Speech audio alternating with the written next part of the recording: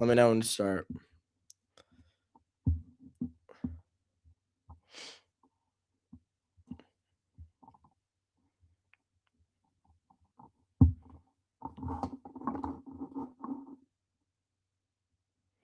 Are we live or what? Yeah, I can't hear you.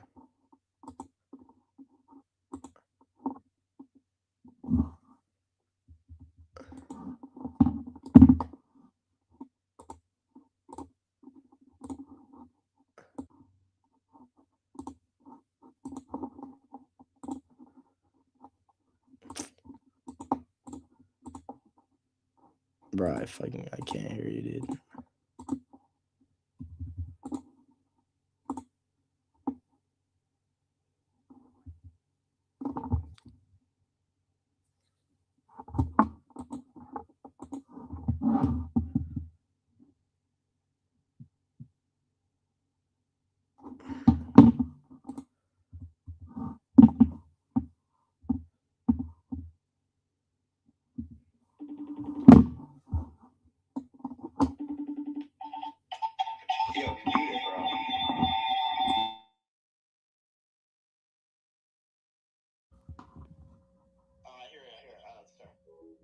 Yo, Yeah, what's up? let's go. We're starting, boys. What's up, Say it. everybody?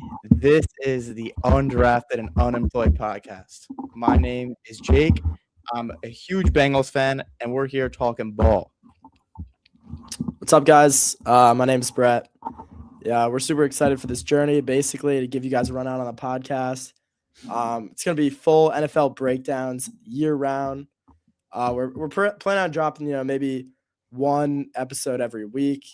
And there's always something to talk about in the NFL, whether it's right now, leading up to the draft, whether it's July, going into fantasy football or reacting to the games during the year. So we're going to grind, and our goal is to, we're two college kids looking to make it big and escape the matrix. So here we go. We are going to make it out the Matrix, bro. We are, for sure. Yeah. All right, let's get it started, bro. All right. So, yeah, I'll start us off here, fellas. So essentially what we're going to do today is a top 25 NFL draft prospect breakdown. So this is not a mock draft, right? This is all about how good we feel these players are as prospects and not really taking too much positional value into account, whatever. So don't come at me when I don't have Fernando Mendoza at the number one spot because he will not be. Who will be is going to be Arvell Reese, Ohio State linebacker. A lot of people going into this draft were saying there's not really any blue chip prospects, things like that. But this guy, Arvell Reese, might be a first ballot Hall of Famer one day. He is an absolute stud. And the Jets are going to draft him at the number 2 overall pick. And, he might just transform the Jets into being an absolute powerhouse. Bro. Get the fuck out of here. So yeah, I'm a massive Jets fan, as you can see by my jersey. But yeah, so talk about Arvell. This guy's got a crazy high floor and high ceiling combo, in my opinion. Like, you talk about some of his elite attributes. He's got crazy play strength, his closing speed in the run game. He's already going to be elite against the run. But the real determining factor, if this guy's going to turn it into a stud and a Micah Parsons level impact player in the league, is going to be if he could develop into that pure edge rusher, develop those pass rushing moves, because we haven't seen that. So he is a little bit of a project, which is a scare to be the number 1 overall prospect in the draft. But his ceiling's just so high, man. I couldn't put anyone else at number 1. So here we go. Yeah, going off of that, I mean, it just sucks that a guy of that high quality will have to be a Jet one day. Jets they're not great at making prospects good players, and he'll probably thrive somewhere else. Let's hop on to number 2. All right, dude. We got Jeremiah Love, running back out of Notre Dame. He's got home run speed. He's a very good receiving back. He's a very good pass blocker. He's got great balance and very good ball security. Barely fumbles. And definitely has fresher legs than a guy like Ashton Genty. I would also Oh say yeah. that a team gets him, like possibly like maybe the Arizona Cardinals or anybody like that. I mean, it's going to be a home run pick for them. And yeah, Yeah, totally agree, man. Yeah, running backs have been going pretty high recently in the draft too. So you never know. This guy might be a top 3 pick, even though a lot of people say they're not, don't have positional value. Debatable. Number 3. This guy was an absolute monster at the draft combine. Stock flew through the roof, and it's very deservedly so. His name is Sonny Styles, another linebacker out of Ohio State. 2 out of the 3 top prospects. That's kind of crazy. Yeah, this dude, I mean, he might be the greatest athlete we've ever seen at the linebacker position. He'll be the Mike linebacker for whatever team he goes to. He broke records, I believe, at the combine in terms of his vertical jump. He also had a crazy fast 40-yard dash, things like that. But the combine can be a little overrated at times. But I mean, this dude, if you watch his tape, his intangibles, or if you watch his tape, he doesn't miss tackles. He doesn't make his tackles. He's good in pass coverage, yada yada. But he's also got great intangibles. Like, this dude was the brain behind the Ohio State defense this past year, which had great players that we're not even done getting to in this video. So, he has all the tools to lead a defense, and he should absolutely be the number 3 overall prospect in this draft. yeah, and that will also be a future Cincinnati Bengal. Will be an all-star. I don't know about all that, man. Yeah, for sure. That's kind of a long shot, Let's look at this comment by at Tristan Dowson. So, Brett, what jersey are you wearing that's from the Jets? Yeah, so I mean, not to go off on a long tangent or anything, but kind of have some unlucky, history with Jets jerseys, buying guys like Mark Sanchez, Elijah Moore, which I'm repping right now. Elijah Moore, bro. Elijah Moore. Yeah, we had Jamal Adams, we had Marcus May, we had Darrelle Revis. I mean, he was a great Jet. But after I bought each of these jerseys, within 1 or 2 years, these guys either left the team or fell off a cliff. So I think I'm done buying Jets jerseys. The last one was Sauce Gardner. It wasn't even a Jets jersey. It was his goddamn college jersey, University of Cincinnati. And even he got traded and fell off. Yeah, even though he's a first-year All-Pro. So maybe it's time to give up on the Jets. Tristan, valid question, but unfortunately, I'm done buying Jets jerseys. It's just not going to happen. So let's move on, though. Let's move on. Hold on. We got Ace Tendy saying, hate to be that guy, but can we pull those shades all the way down? Yeah, so let's pull all those down, bro. No, we're not worried about the shades, man. Come on. Let's move on. All right. Top on to number 4. Number 4, we got, Caleb Downs from Ohio State, safety, also possibly a future Bengal. A very good tackler for the safety position, and he is very fast. He had a 4.3 40-yard dash, and he's always in the gym watching film, and extremely versatile. Could go in the box, make tackles, do what needs to be made. And I mean, I would say it's possible he slips a little bit because of the knee concerns that he's had, but I don't think that'll be an issue, and that will be possibly a future Cincinnati Bengal. A lot of potential Cincinnati Bengals. You only guys have 1 first-round pick. I don't want to get too ahead of ourselves here, but just want to make a shout out to this guy in the chat, Jack Caney. He's claiming that I have an AI script on my podcast. That's a little bit of a crazy take. Yeah, man. We put a lot of work in this, man. We don't appreciate comments like that, bro. Yo, mods, ban them. yeah, we're the mods at, bro. All right. Yeah. So on to number 5. A lot of you guys are probably wondering where this guy's been. His name is Fernando Mendoza, quarterback out of Indiana. And I don't want people to think that this is a diss on Mendoza or that he's not a good prospect, whatever. But if you remember what I said at the beginning of the video, this is not really taking into account positional value too much. So that's obviously why he's going number 1. The Raiders need a quarterback. It's the most important position. But I do still think he is worthy of the number 5 selection. I just question his ceiling a little bit, man. He reminds me of, a Jared Goff, but with better leadership. You see this guy interview. He could have been a investment banker in another life. This guy was in Kelly's School of Business. Very smart dude. Believe he went to, I forget what college he was at before. It was some very good California school academically. So, this guy has It was Cal. Oh yeah, Cal. Right. So he has all the tools to lead a team and get guys to buy in. And also, I mean, like, this dude's just clutch. Like, time and time again this past season during his Heisman season when they won the Natty with a very improbable run at the beginning of the year. They were not a very high-ranked team. This dude Mendoza just always steps up in the clutch, and that's just what you want to see out of your, pick at number 1 overall. So I think the Raiders are getting a great quarterback. People are going to buy in. He's got good accuracy, just like his athleticism lacks. So that's a smaller thing, but, still a great prospect. So that ends officially our first tier. Now we're going to move on to tier 2. So definitely a little bit of a drop off for these next guys, for sure. Yeah. Let me just look at this comment here by Marco Nazer. Can you make me mod? Donate money and maybe you'll get mod. Yeah. Oh, yeah. By the way, we forgot to plug this, guys. There's a lot of, equipment and effort that goes into the production of this podcast. You can see we both got some fancy new high quality microphones here. So anyone that wants to make a donation or anything, it's very much appreciated. To all be reinvested back into the company. So we're trying to do the best we can. And if we get enough support from our fans, maybe we could even get an upgraded studio setup. You never know. So yeah, exactly. We'll see, man. All right, moving on to tier 2. We got Ruben Bain from Miami. Also, very possibly could be a future Bengal.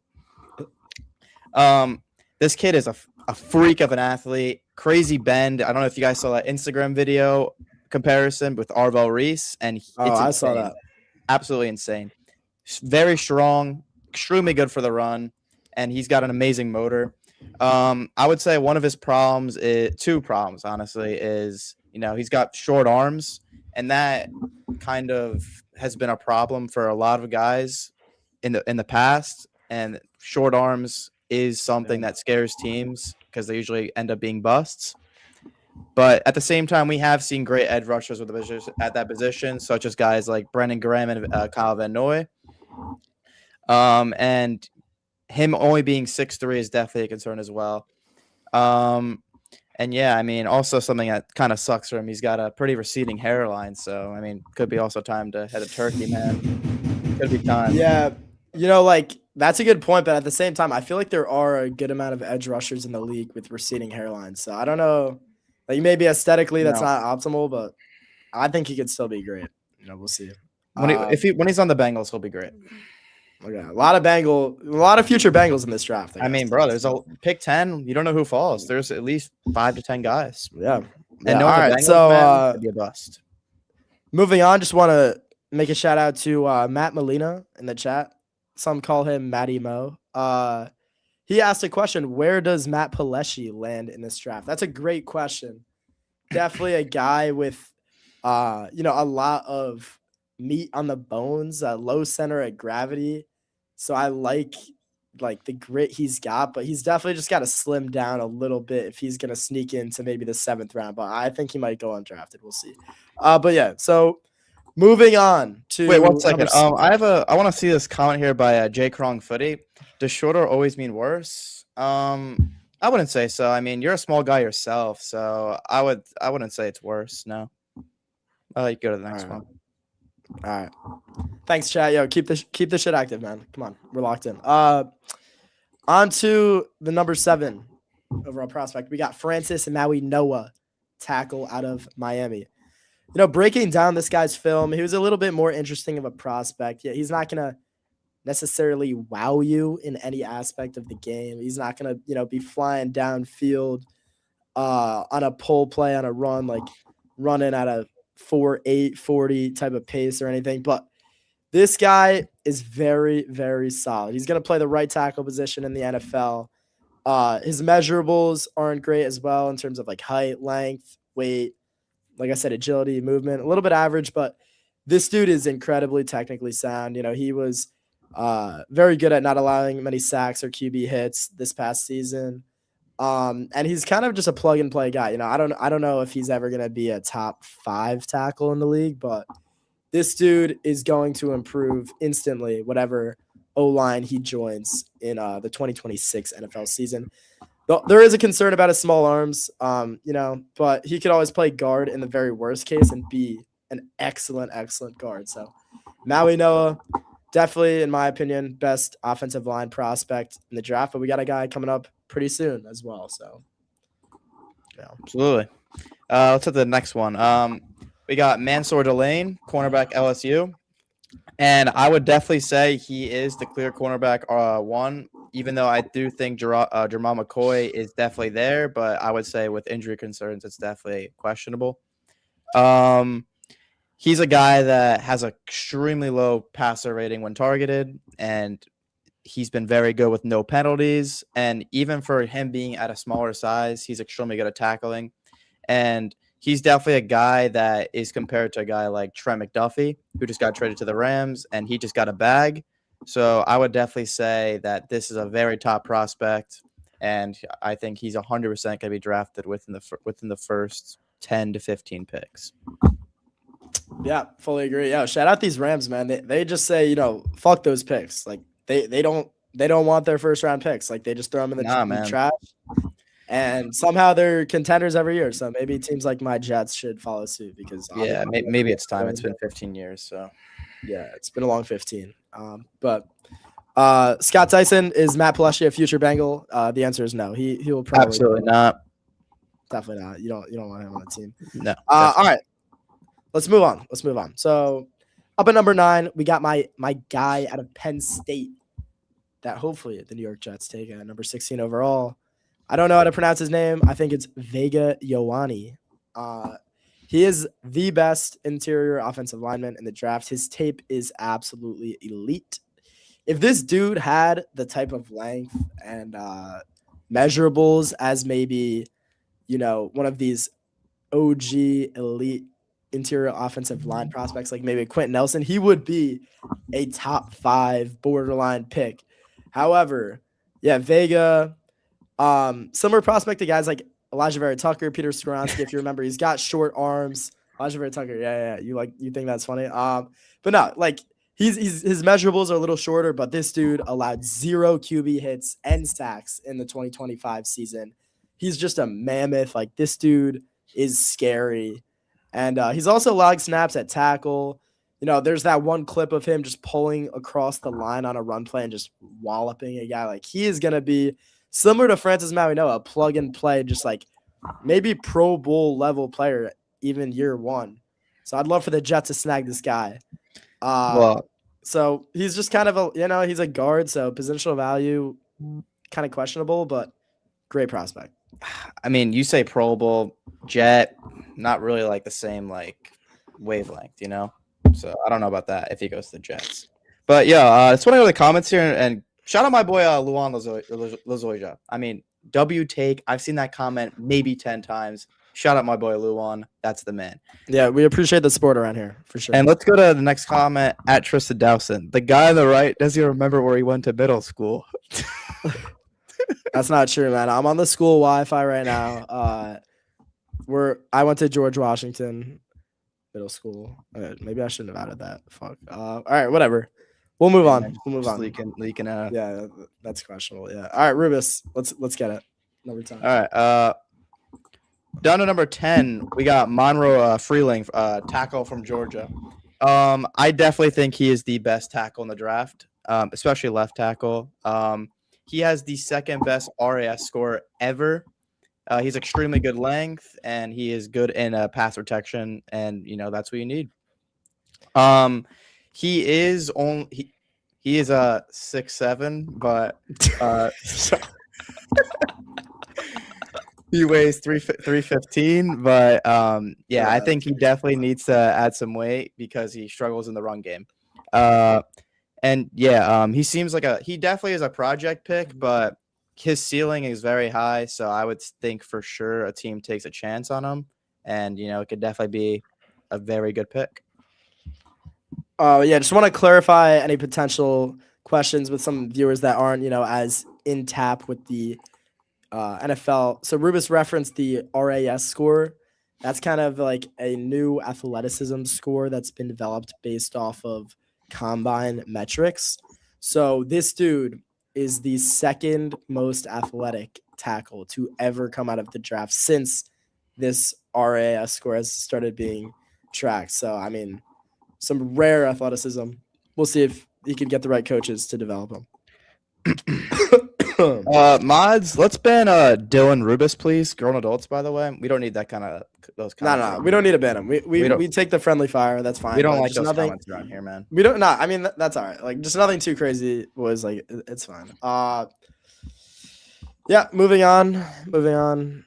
Richie S4163. That kid sounds like a squid, but he's kind of wondering what is my thoughts on the Jets' upcoming record this season. I think, we had a rough season last year, but we've made some excellent free agency signings. You talk about guys like David Onyemata. You talk about guys like Joseph Osai from the Bengals.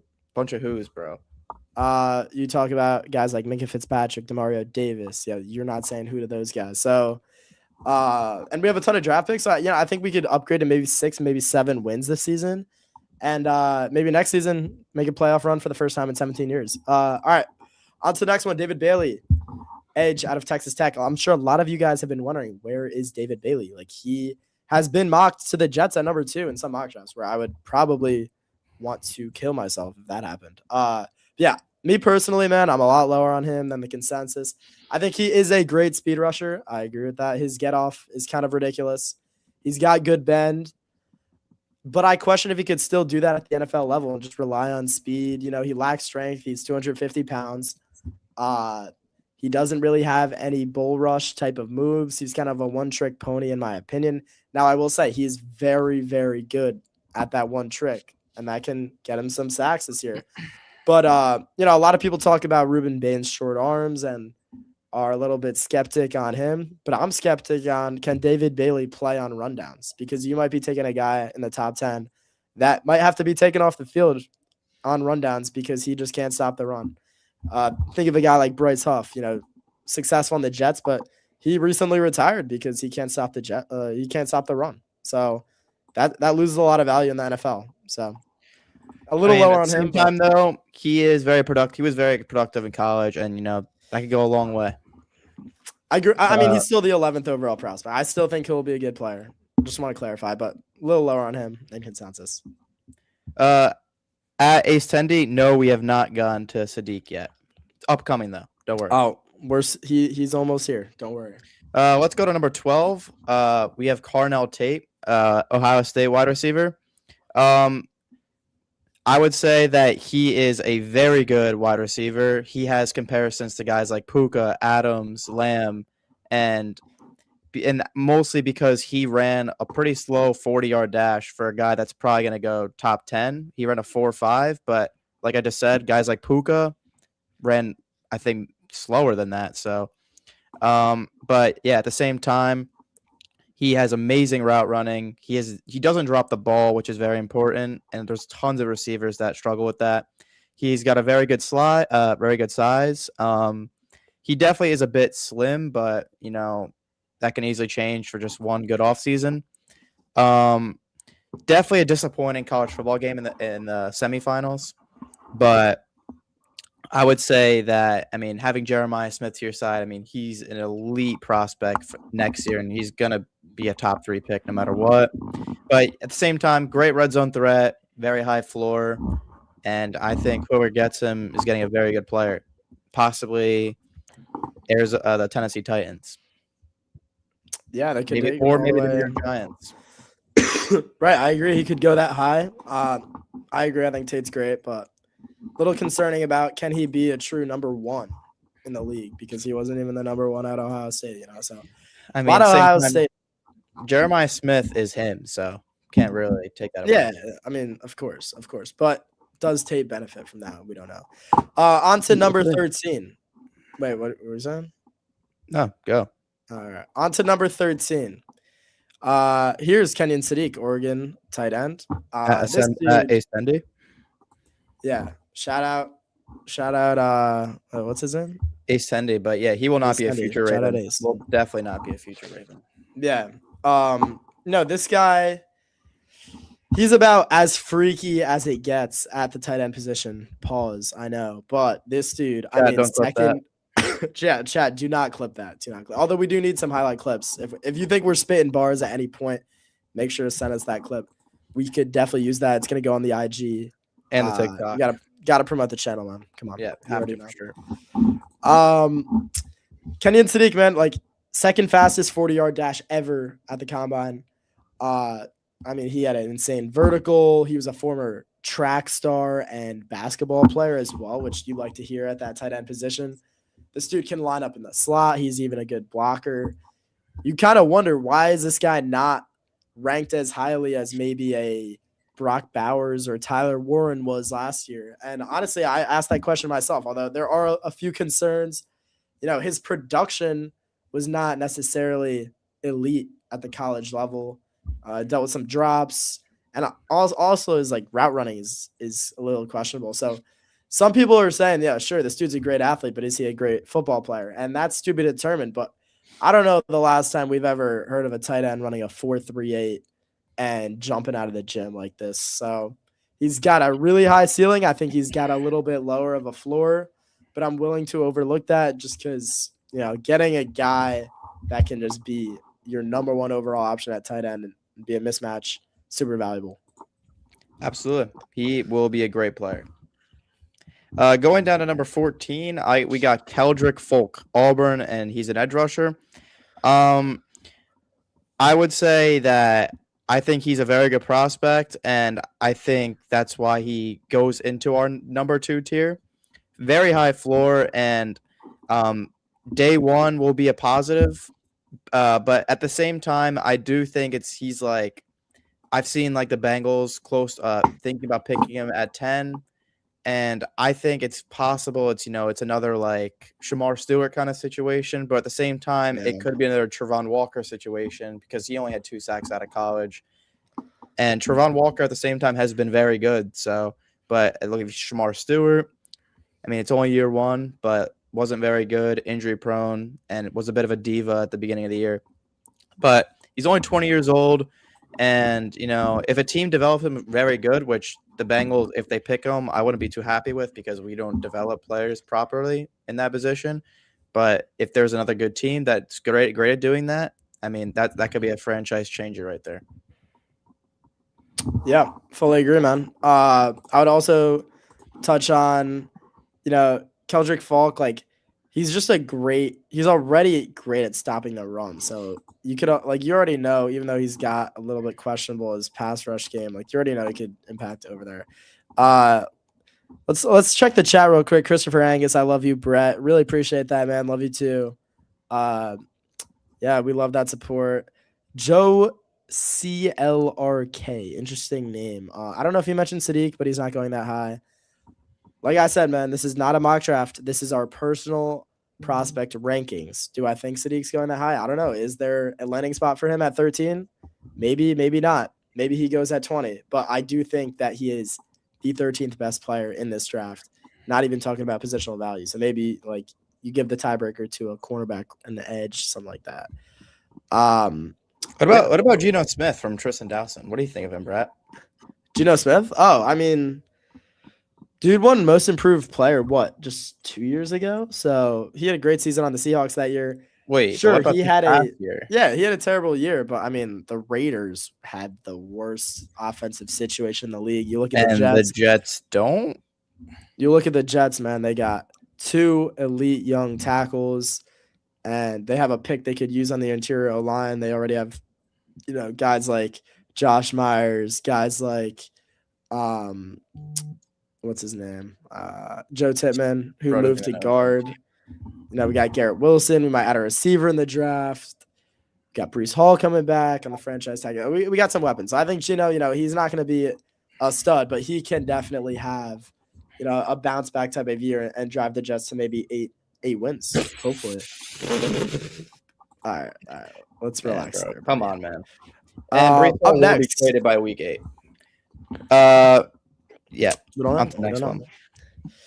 Up next, we have Jermod McCoy, cornerback out of Tennessee. Wow, very, very interesting prospect here.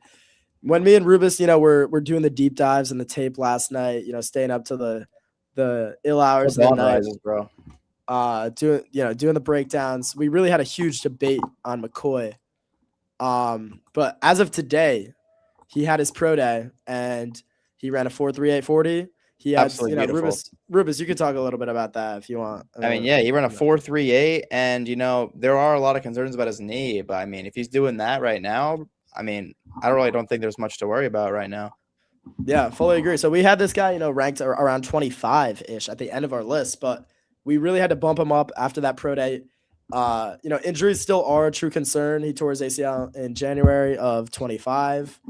And reports were that he could have played at the end of the season, but him and Tennessee kind of came to this mutual decision that it's best for him to hold out, which made sense. But then why didn't he participate at the combine? What's up with that? So we were a little skeptic, but this pro day kind of shuts people up. And his 2024 tape was better than Mansour Delane's 2025 tape. I mean, this dude was a stud in 2024, and he forced turnovers, had 4 interceptions, unlike Mansour Delane. So, I mean, this guy, he did have 8 penalties that year, but he's an absolute stud. And if he's healthy, if you tell me right now he's going to be healthy, you can move him up to the top 10. But I mean, I think it's even reasonable for him to go over Delane if a team wants to take a huge risk. I mean, I think people would easily have him above him. I wouldn't hate that. Maybe not the direction I would go, but Delane is a little undersized and McCoy is not. So, let's head up to number 16. Number 16, we got Spencer Fano, Utah tackle. He is definitely the most athletic O-lineman in the draft.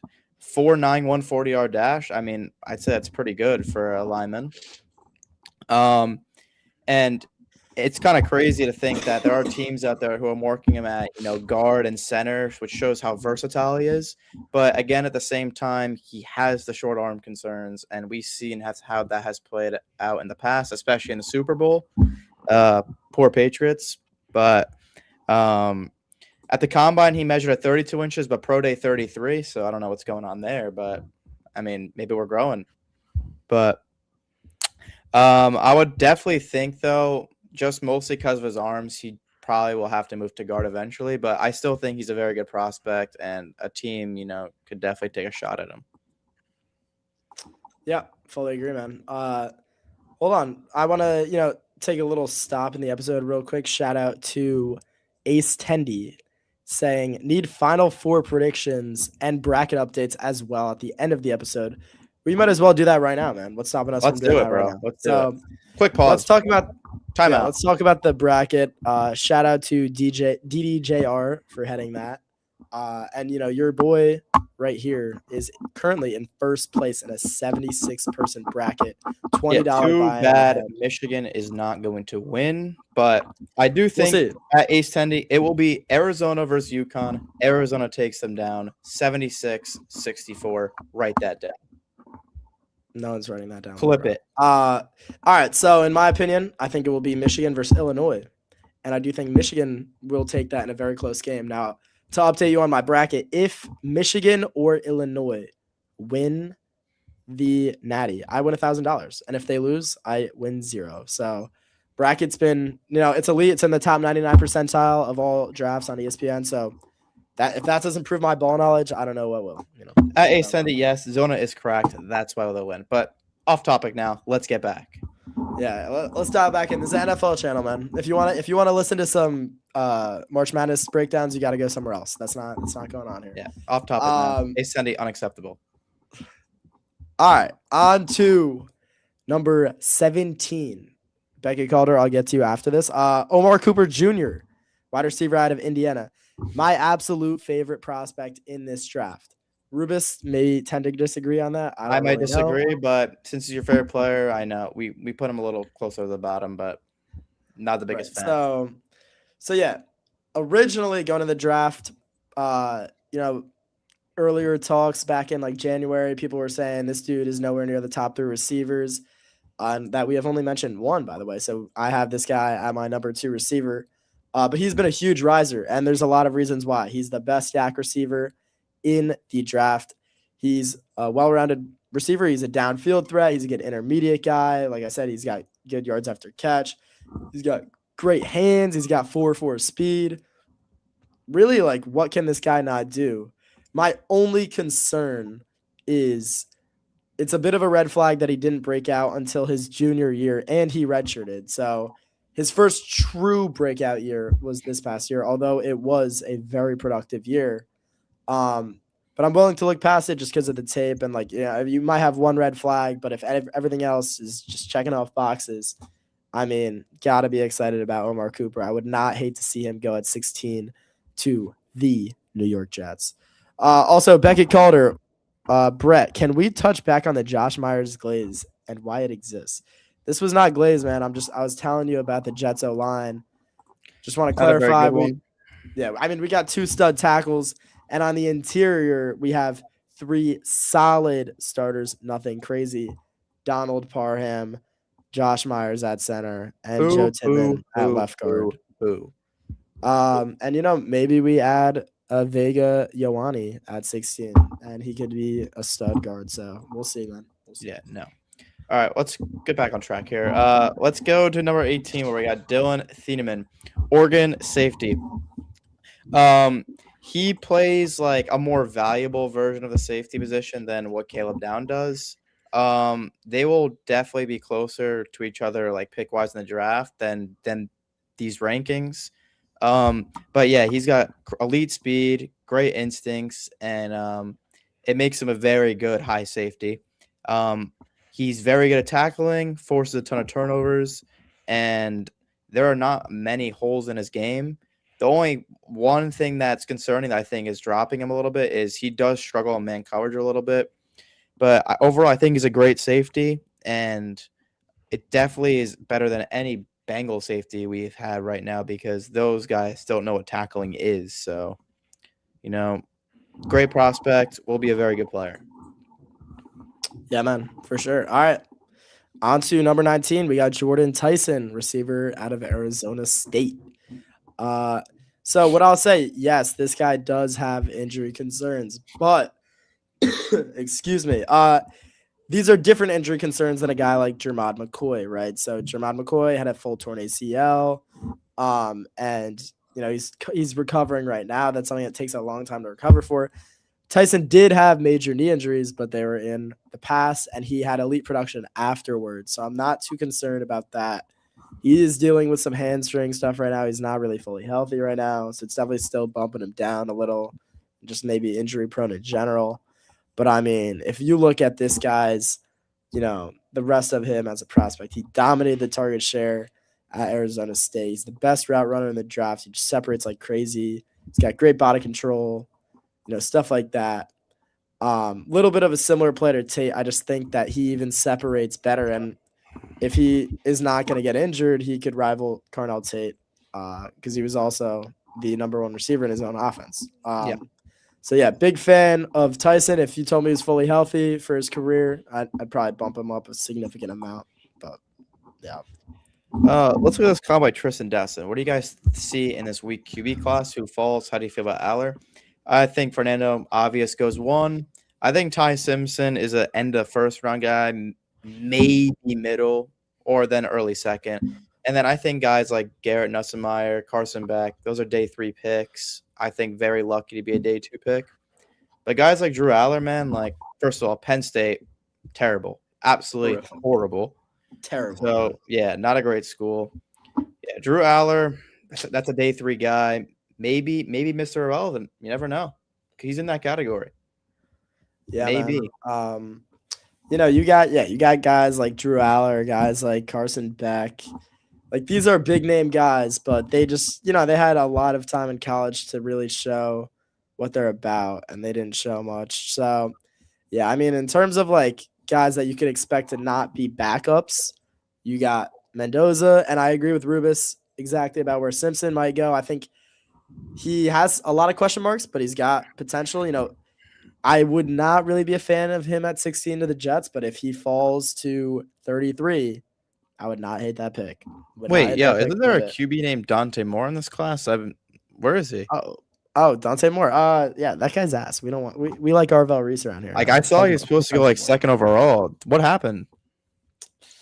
All right, on to number 20. Oh no, wait. Oh no, you're on number 20. Rubus, this is all you. Come on. Yeah, it's me, bro. Lock in. Number 20, we have Akeem Mesidor, an edge rusher from Miami. He's definitely a very team-dependent guy because of his age. Extremely old. Has had 6 years in college, 2 years at West Virginia, 4 at Miami, which is insane. College is getting crazy now with all this. Teams I think that take him are definitely in a win now mode because of an age. Like you're not going to be like the Jets, for example, who won't make the playoffs for a very long time and take a guy that old because then it's just useless. But definitely the most skilled pass rusher in the draft. So that's why I'm saying, like, just because of his age, this is why he falls. But he had 13 sacks this season, extremely dominant, and he definitely has potential to be better than Ruben Bain. He does have an injury history. That's why he has 6 years, tons of injury red shirts. So that definitely was why he was still in college. But definitely has a high floor, low ceiling. And I think only contenders will be teams that take this guy. Yeah, great take, man. I think that kind of makes sense why he might go in the 20s, maybe even though he's got a lot of talent. Teams in the 20s are contenders, so they might want him to help them, get over that ledge. On to number 21. Wow, this guy is pretty low, but we have some reasoning. Mekhi Lemon, receiver out of USC, most people's number 2 overall consensus receiver. The reason we're low on him, man, his intangibles. I mean, if you look at his combine interviews to the reporters and stuff, shaky, I mean, man, what's very, like, very what are these shaky. faces, man? Like, kind of scary. Yeah, I mean, just putting on a real weird appearance. A little bit, Definitely not a lot unprofessional. And sure, he's a receiver. Receivers can be divas. Shout out AJ Brown, yada yada. But this is a bit different. This is teams reportedly crossing him off their draft boards.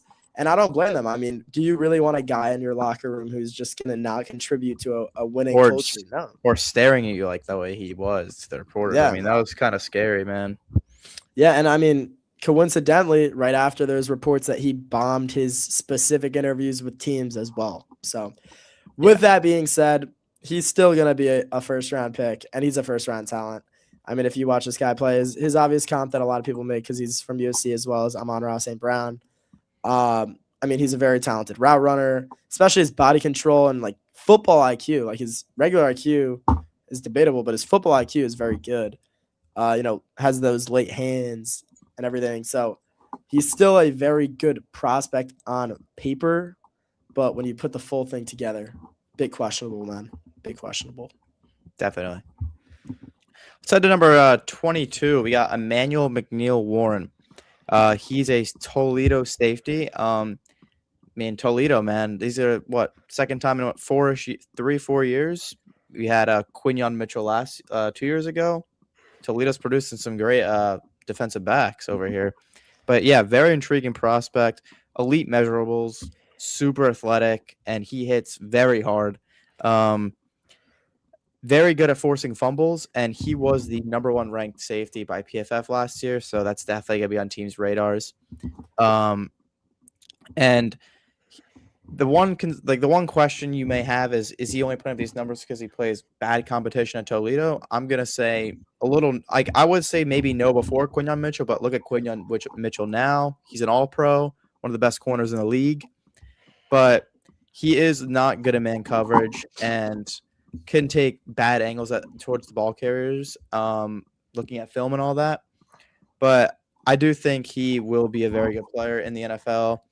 And I think Quinyon Mitchell being as good as he was kind of shows what he can bring to the table. Yeah, I really agree with that point. Kind of disproves a lot of those Toledo haters. A lot of Toledo haters out there, man. A lot of Toledo hitters, but yeah, I mean, this guy. If you want, look up some Emmanuel McNeil-Warren highlights, and you will be entertained, bro. Like you will. That stuff, it's fun. He lights people up. So, all right, that is the end of tier 3. Not sure if we mentioned it before, but the end of tier 2 is after Keldrick Falk and before Jermon McCoy. But now this is our last tier of the top 25, tier 4. We Three got players left. 3 players left. First up, Caden Proctor, tackle out of Alabama. Man, I feel like every year there's a tackle out of Alabama in the first round. I mean, they roll these guys out. But They do, and I think Um, there's been good production from like guys like Tyler Booker, Dickerson. Even though they weren't tackles, Alabama's producing from the line. yeah, But at the 100%. same I mean, time, you not do everyone, have but guys like Evan Neal. But guys like Evan Neal, I believe Jedrick Wills went to Alabama. Not fully sure, but yes, he wasn't. he did. Yeah, he did, and he wasn't a Currently great out of tackle NFL. either. So, I mean, but we don't analyze the school, we analyze the player. And Caden Proctor, I mean, this Yeah. dude is an absolute mammoth at 6'7", 350 pounds. Reminds me of Mekhi Becton come out of school, man. He's just a mauler in the run game. Bust. And he's also super, super athletic. The thing is, though, as a freshman, dude allowed 12 sacks, but he improved a lot this year. He's just super raw, and he honestly might need to lose a little weight for some of those injury concerns, stuff like that. But he's a high upside player, man. You give him to a good team late in the first round with some good offensive line coaches, he could be a stud. So we'll see. Could be. Heading down to number 24, second to last guy, we got Avion Terrell, Clemson cornerback. Yes, he has the same last name as AJ Terrell, and that is his brother, same college as well. He has similar archetype to Mansour Lane, plays same way. He's a small size and length, but he's a very good corner, fluid, elite tackler, and great at the peanut punch. He has played well outside and at nickel, and there are people who do think he is a lot better in the slot, but he's a guy that will definitely be a good player right away. But there is something to point out that there were reports that he did get hurt on his 40-yard dash recently. I believe that was today, so definitely could be a big concern. But at the end of the day, it is only March, and yeah, you never know. I mean, the team definitely could easily take him, and you get a stud. Yeah, saw that report as well. I mean, I'm sure we'll get more clarity on that injury before the draft comes around, so not a huge concern right now. But yeah, I mean, this dude, he's a little smaller, but he's got tenacity. He tackles hard. You know, kind of reminds me of a guy like me. So yeah, Yeah, no. Yo, shout out Luan. All right. W take. Shout out Luan. What a guy. all right. What a guy he On is. to our last prospect of the video. Just want to say, man, it's been a pleasure talking to everyone in the chat. You know, we really appreciate the support. This is just Day the one, beginning. many more to come. Oh yeah, and you know we might have some guest speakers on here. You know, when two Never guys know, like man. us have ball knowledge, we have connections who also have ball knowledge. We'll So take a we lot. just- We'll take a lot to get on this kind of podcast. You know, interviews, Yeah. money. We'll have to be involved. So Yeah, so you know, keep coming back. But last guy we got TJ Parker, edge out of Clemson. This dude is probably the most boring prospect I have analyzed. Like he's pretty boring, but he's still a good player. You know, like he does all those little things well in terms of an edge. You know, he's got good hand placement, got good IQ. Like he can read. You know, whether it's a run or a pass, yada yada. He's not very athletic. He doesn't wow me in any really way. And he also a little concerningly had a much better sophomore year than his junior year. So, you know, people Decline, thought man. Decline. not what you want to see. I mean, Definitely can't not penalize what I him. see, man. You don't want to penalize him for a good sophomore year, but like, you know, you want to see guys improve. So May not check all the He- boxes, man. he's a lower ceiling player, but I still think he'll be pretty solid. Just you know, he'll be a contributor in the league for sure. Yeah. So that's all we got for you guys today. Rubus, you got anything to add or? Nah, man. I no? mean, you know, stay tuned. Appreciate all the support today. Appreciate all the comments, and you know, a lot of more streams to come. Once a week, maybe even twice a week, maybe a little bonus stream, but never know, man. So be ready. Yeah. Keep those noties on, and Oh Yeah, yeah, man. yeah. Everyone in the chat right now, I need you guys all to turn on your post notifications. and Next send our pod- channel out to everyone you know, your girls, your parents, everyone. Yeah, bro. But I mean, watch it. Yeah, I don't know if you want your girl watching us on this podcast. That might get a little bit Yeah. dicey. Might But get some DMs, man. But nah. Fade that. But anyways, yeah, we really appreciate the support. And we want to get to know you guys. Keep typing in the chat. Keep asking about us. We'll ask about you guys. This podcast is meant to be the spread of ball knowledge as well as a tight knit community. Maybe throw some humor in there that these professional, sports analysts not necessarily are gonna have. We're just two college kids. We're trying to make it big. We're trying to escape the matrix. So yes, we will. And that's it, guys. That is it from Undrafted and Unemployed. Thank you, guys. yes, sir. Catch you next And time.